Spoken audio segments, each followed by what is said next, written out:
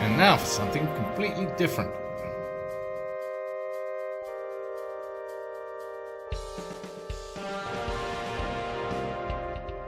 Yes, it's the bike I ride most and the bike that I pay least attention to. It's the Triumph Speed Triple. Fantastic bike. Yes, indeed, we're going to be replacing the front indicators because I broke one. I did mend it, but I kind of like these sequential Audi type things.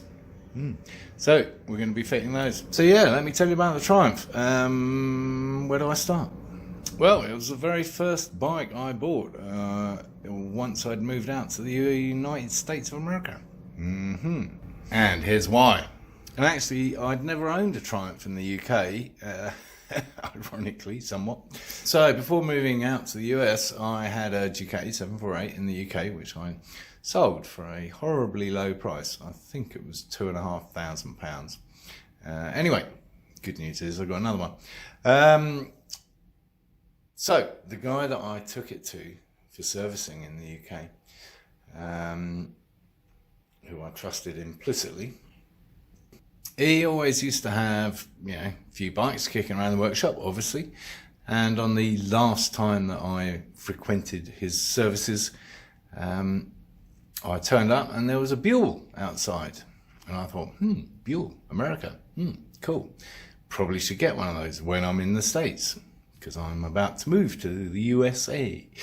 And so I started talking to him about it. And he wasn't overall enthusiastic about it, to be honest. Said it was a bit peaky. Harley motor, not the best motor for getting performance out of, I guess. Either way, he wasn't a big fan. He said they were quite fun, but whatever. Anyway, as we moved inside the shop, there was a Triumph Speed Triple. And he said, if you're looking for something all round, this is what you need. He said, I took this in a year ago as a Part X on another bike, and I haven't managed to shift it on since because I love riding it so much. That was enough for me. So I started looking for Triumph Speed Triples in the USA. Not that common. As luck would have it, no sooner has I arrived here, one turned up in a neighbouring town, Prescott. It's just down the road. I don't know, about an hour and a half. And I've had it to this day ever since.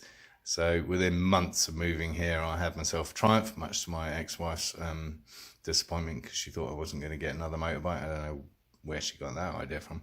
And what a marvellous bloody bike. It'll quite happily potter around town at 20 to 30 miles an hour. Yes, that's how slow people go in Sedona. But you open the taps and it takes off like a bat out of hell. So there you have it, the Triumph. Yes, my daily rider, if you like. Not that I get to ride it daily. But it's my weapon of choice because it starts every time, it runs smoothly, it's easy to ride, and a lot of fun. So, yes, what we're going to be doing is replacing the front indicators because I broke one of them. And although I mended it, I'm not really happy with putting it back on. And I kind of like these lights I've got. So let's try and do that. How hard can it be? Here's the thing. So the original Triumph light has the wires coming out of one hole and then another hole to bolt it onto the actually what it is a shrouding, protective shrouding on the radiator, and this just has a single bolt. So I'm hoping that will go through the hole. If it doesn't, obviously we'll have to drill the hole out a little, but I think we're capable of that. No sniggering in the back there, Mr. Slater. So yeah, it's a real tight fit through there, which is not where it's going to go through, obviously, but it's indicative of where it will need to go through. So it might just be a nice kind of screw fit into the aforementioned shrouding. Yes, the Duke is outside, and I'm just looking around it, seeing what I need to clean up before I put the fairings on, and then of course a proper clean down. It's starting to take shape and look good again. beautiful machine. So yes, here she is, the Triumph Speed Triple, and unusual to see it uncovered and in position to be worked on, as I rather neglect this baby, as I should not.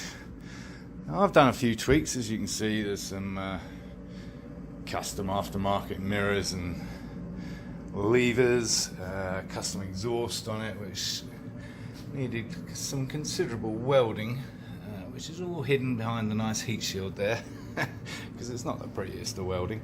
Other than that, really not very much. I put those grills in there and a little mesh in the air intake there.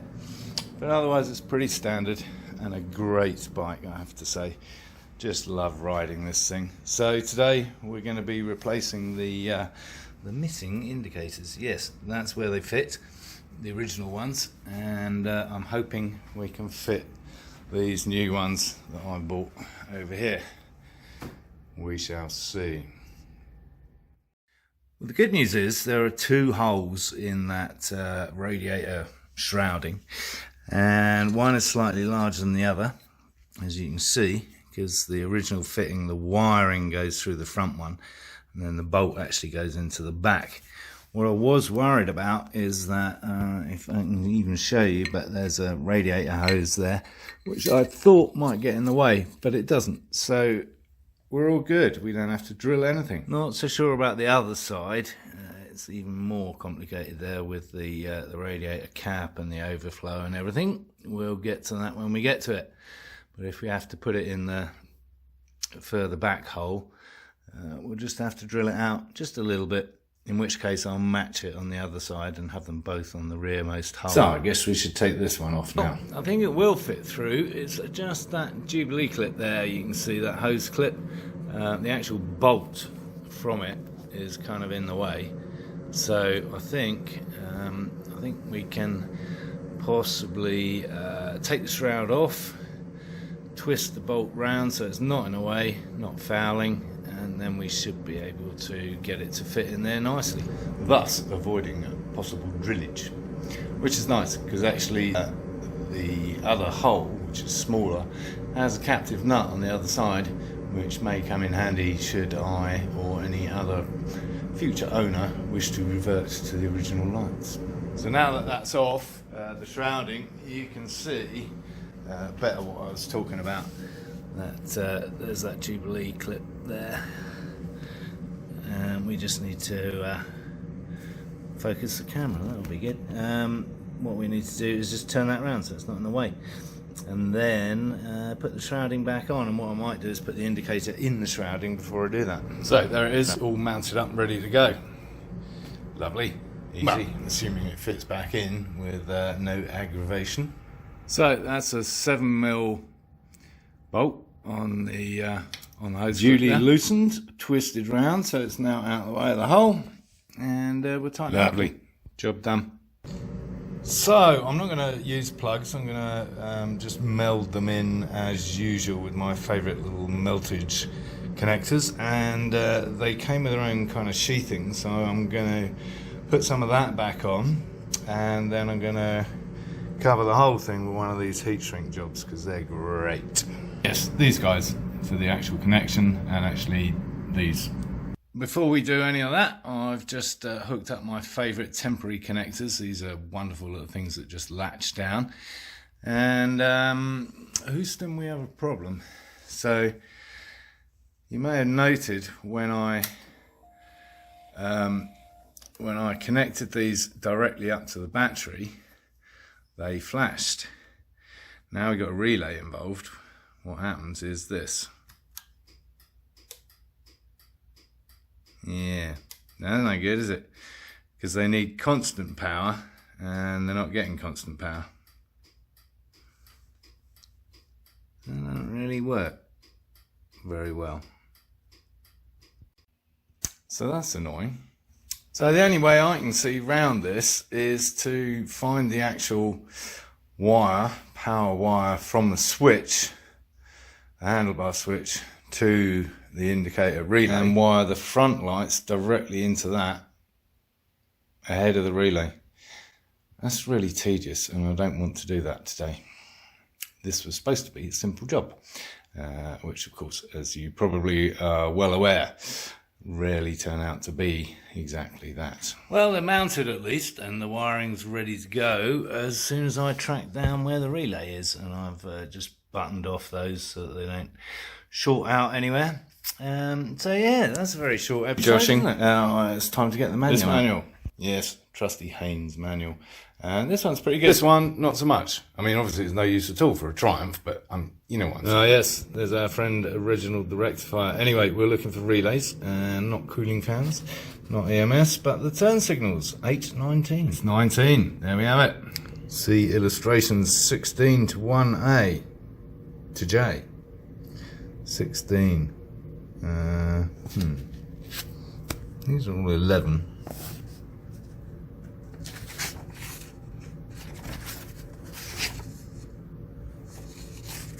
Here we go. Ta-da! Turn signal relay. A. Alright, just got to find them then. Alternatively, it's number 4. Yes, that's more like it. We like diagrams at work. So there we have 4 and 2 down there. So it'll be that one. Okay. So not least of all, we've got to run that wiring all the way along here back to somewhere before that, unless we splice in to the switch itself somewhere down here, which might be a better bet. Don't really want to do that though. Well, the good news is that is the relay, because I've taken it out, and listen here. Nothing. Go. Well, as a start. Well, it's going to be hell's own job to get in there. I'm sure it comes up from underneath. Actually, I think it comes in over there in a big mess. So maybe the switch is the best way to go, especially as it's closer to where we need it to be. I suppose I need to follow it through the frame and work out which one's the bloody indicator. Yes, more help from the manual. So green and white and green and black are the power to the front indicators, and the rear indeed. And of course they go through the turn signal relay, but we don't want to use that, so we want to get to them before it gets to that relay, and that involves finding those within the turn signal switch itself, which of course is on the handlebars here. I don't know where the easiest point is, but it's all coming out in this cable, which actually is this cable, so that's nice and close. Well, I think what we'll do is cut into that carefully, obviously, making sure that is the right one. Yeah. Yes, I think what we'll do is cut that open, see what we got, see if we can easily identify a green and white or a green and black. And yes, you'll notice the Laguna Seca track map. No, I didn't ride around the circuit on the Triumph, but I did take it to a race where we raced our Lemons, both our Lemons cars actually, the Nissan and the Porsche, and Laguna Seca heralded the first complete race for both of those vehicles actually. First checkered flags in both cars, so that was cool. I don't mean we were first to the checkered flag, I mean it was the first checkered flag we'd ever seen in the car. Although actually in the Porsche we were first in class. We were the only one in the class, but we did win a prize. I digress. We need to find some wires. Well, luckily I haven't had to splice into it, but I have located at least the green and black, because it goes into this tube here, protective tube for heat, I'm sure, off the motor. And there we have it, bunch of wires. And whilst I'm not usually a big fan of these, they're kind of perfect for this job. So 2 wires go in, that little boy goes down, splices them together. I think that's the route I want to go. Unfortunately, there's no way to test it beforehand. So, got to get this right first time. So given that, I can't actually identify green and white or a green and black, which is kind of frustrating. Well, naturally that was no help at all. Can't see what goes to the indicator switch without taking that out. Not sure I want to do that. Can see what doesn't go to it, I suppose. Yes, we're inspecting the wiring diagram again and chasing it back to the switch. So on the switch itself, there's green, orange and grey, which might relate closer to what I'm looking at in that loom. And the good news is there's no green, orange or grey going up there. So we do have a green, an orange and a grey here. So I'm going to cut it. So for the left, we would appear to want the green. Let's give it I've had to extend the wiring off the indicator, having chopped it, and just tested those connections using this little battery, so it works. Now is the moment of truth. So we split into the green, and we hook the green up, and hopefully. Don't you just love 10-minute jobs? 2 hours so far. Well, I got the right wire because it stopped the rear one working when I actually didn't connect it up. It's now working again because we've got 3 cables in there, as you can see, one of which goes to the front indicator. What I got wrong is that that's not kind of how it works, I guess. So everything feeds into the relay and comes out of there, and bypassing it at this point doesn't seem to do the trick. Very annoying. So I guess, sadly, these sequential type indicators, this particular brand and model, are not going to work at all unless I completely take out the relay or do something beyond my capability, honestly, at this point. So that's a complete waste of a Saturday morning. Good.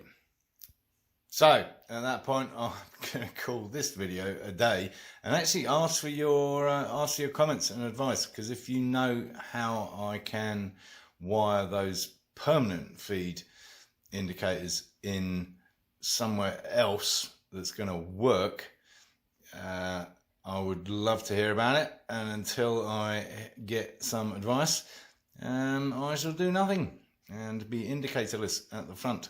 So yes, thanks for watching as usual. If you haven't watched any of my other episodes, do tune in. There's an Enfield Gusta Cafe Racer, there's a Ducati Monster, a Suzuki GS 550, what else we got? Yamaha R6, and of course a Honda CB 750. So yes, please subscribe and give the video the thumbs up and encourage others to watch my lunacy.